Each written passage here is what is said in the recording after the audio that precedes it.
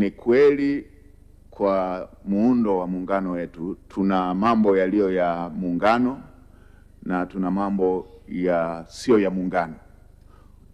Kuhusu masuala ya kisera, kama alivyosema na kisheria, tuna masuala ya sio ya muungano ambayo kisera tunayafanya kwa mashirikiano, ambapo wizara za kisekta za masuala ya sio ya muungano zinaingia ushirikiano, ama taasisi zinazoendesha masuala hayo yasiyo ya kimuungano kuingia ushirikiano.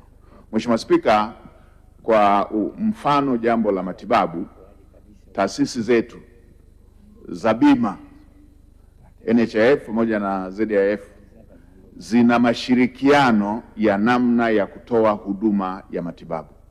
Na mashirikiano hayo ni yapi ambayo yaliingiwa kwa pande zote za muungano?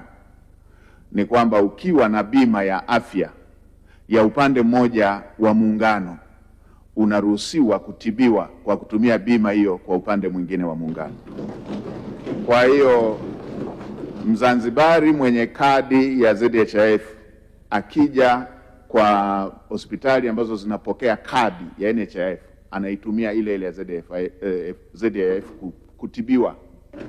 Hivyo hivyo na mtu kutoka Tanzania bara akiwa na kadi ya NHIF anaenda kwa hospitali ambazo wanapokea kadi za ZHIF anapokelewa na anapata matibabu. Mtanzania akiwa hana hiyo kadi, kama ambavyo kwa Mzanzibari akiwa hana hiyo kadi ya bima kwa Zanzibar atatakiwa kulipa keshi ili aweze kutibiwa. Hivyo hivyo na mtu wa kutoka Tanzania bara akienda bila hiyo kadi ya NHIF akiwa Zanzibar atatakiwa kulipa keshi. Na hivyo hivyo mtu kutoka Zanzibar akiwa hana kadi ya bima ya ZHIF atatakiwa kulipa keshi. Sasa ni nini kilichozua mtafaruku na majadiliano, Mheshimiwa Spika? Kuna utaratibu wa wale watu wasiojiweza ambao wanatibiwa bure, na sisi huku Tanzania bara tuna utaratibu wa watu wasiojiweza ambao wanapata huduma ya TASAF